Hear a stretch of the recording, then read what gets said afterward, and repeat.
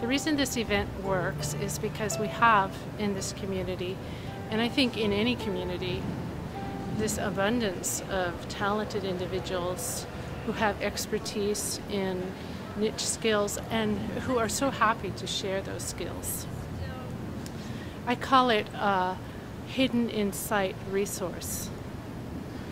All you have to do is tap it, and that's what we've done here.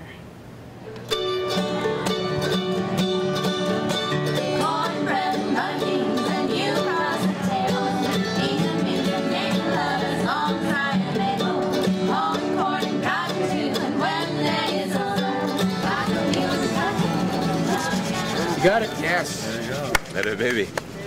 Oh. I think reskilling is important because it connects us with our past and our future. It looks at, you know, not only the practical skills that we've lost or forgotten, but it also makes us think about the future and really use discernment about what from the past can we bring forward of value. You know, what can we embrace and integrate, and what can we leave behind? And I think in a post kind of industrial scenario that we might be facing with peak oil and climate change and even the financial situation globally, I think reskilling is really important to help us make that transition. I also think it's a lot of fun, you know? It's like, you know, it has to do with personal sovereignty and resilience and independence, and there's just a fun feeling about sharing ideas with other people. You become more neighborly with other people, and you know, there's just something very instinctual about trying to deal with food and water and transportation and all sorts of topics at a more basic, more fundamental level. This is an example of one of the Seed Savers cabinets that is developed on a local level. This is a beautiful art piece just of showing how one example of how to organize seeds to be saved in your community. This one is alphabetically labeled with from A through Z of all the various types of seeds that we have. And as we pass these out into the community and people return seeds, we will be filling them up by their category. And there are other ways to do your cabinets, and those ways can be seen on the internet. One being the Richmond Seed Library, which has a very thorough program of, and has actually started it as the foundation program to help us develop these.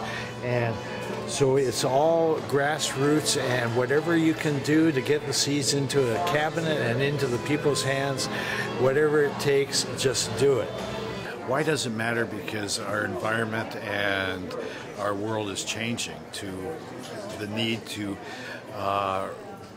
create a small food source for our own regions, because if there is a global catastrophe or an earthquake or a nuclear war, we will be isolated from food sources, and we have to learn to provide for ourselves. And that's where I'm coming from. As we become more aware of what's going on in our food system, we recognize the value of organic agriculture and the value it plays not only to our land, but to ourselves. So having the seed library is a great way to be able to share that with the entire community.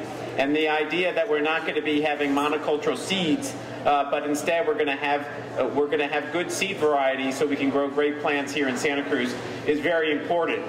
It's also, to me, promotes community, which is, I think, is a very strong Santa Cruz County value. People will be able to come here and later on in Live Oak to be able to add seeds and borrow seeds.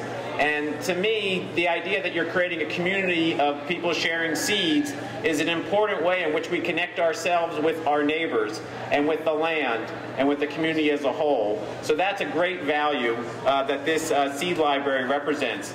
I I see an extreme importance for people to come together in their communities, given the tremendous changes that we're facing as a culture, as a society, as a planet. We can empower ourselves to create a new economy, to create new government, to create new social structures and relationships that put the power back to the people, back to the communities, so that we can be resilient when times are tough. Reskilling matters because it teaches people old world skills, many of which we never got as children or got living in cities. And now that the world is changing a bit, it's important that we return to those roots and figure out basic things like how to start a fire without matches or a big lighter, because those things aren't always necessary. So for me, I like to come here and share information about composting, one of my passions, and also to learn from so many other people. Today I did knots extensively, and so I'll go home and practice knots. I learned some skills that I would not be able to pick up anywhere else, and best of all, it's free. One of my favorite words. What I teach is the leading edge of a 100,000-year-old technology. Man had been making fire with their hands before Homo sapien was Homo sapien. We were making fire with tools from Homo erectus.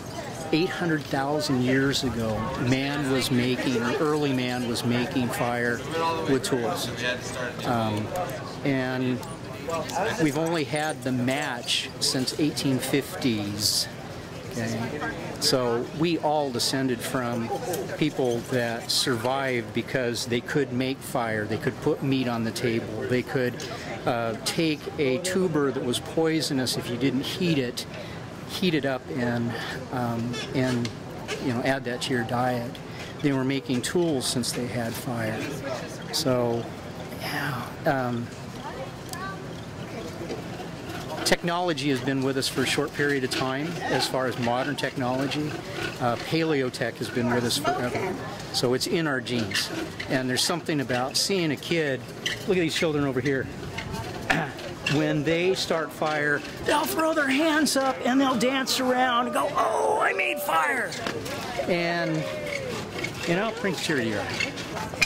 Well, to me, I think what he just felt in terms of like, this is something I can do myself. I can go anywhere and make my own fire. It's just a total sense of freedom and life, and it's just great to be a human being who's competent and capable of making your way in the world. Yeah. I think the argument could be made that if we learned how to do more for ourselves, we could be home more and have more quality time with our families and our friends, rather than just working all the time for the money to pay other people to do everything for us. If you are big into transition and you think that the convergence of peak oil and climate change and financial collapse is going to cause some sort of apocalypse, you could look at it that way. It's good to know how to do some things for yourself. But even if that's not true, and even if there never is any catastrophe, learning to be self-sufficient and, getting the opportunity to do something other than watch television with your spare time, something that involves actual interaction with other human beings is going to be good for you and probably leave you happier than if you hadn't tried to do that.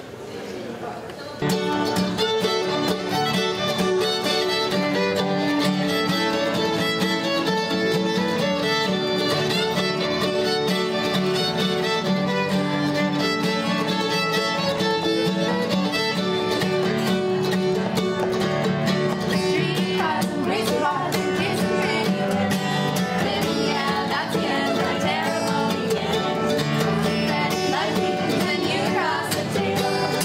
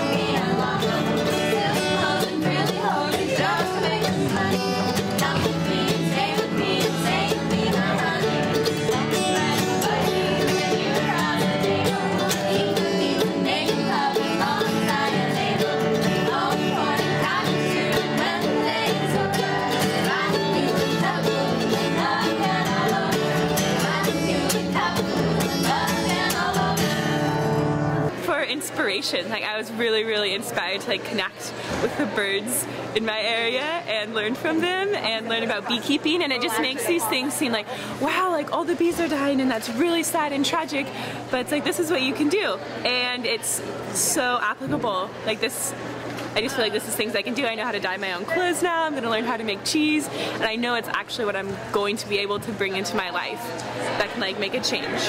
I showed up here because the world is in such a state that every little bit we can do might help us.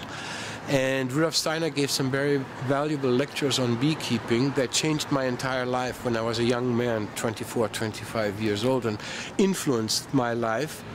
And recently I came full circle around to beekeeping again, and we are here in Santa Cruz very hard at work to help the situation with bees, because it's a crisis. Bees are dying by the millions of the hives, and we are trying to find ways to do it in a to sustain the bees which are feeding us. Without bees and pollination we will perish eventually or live on grains. And it is a matter of recognizing that we are not here to use the earth and the world, very much like Native Americans, but that we are part of it, and bees are part of it, and to work in harmony, to re-establish harmony as much as we can. This helps us reclaim as a community what is ours and what really can't be taken, which is like our food source and our ecology and what sustains us, like water and food and community and family. And often those responsibilities have been put off to corporations to like decide what's safe for our food or for the different animals like the birds or the bees in our ecosystem.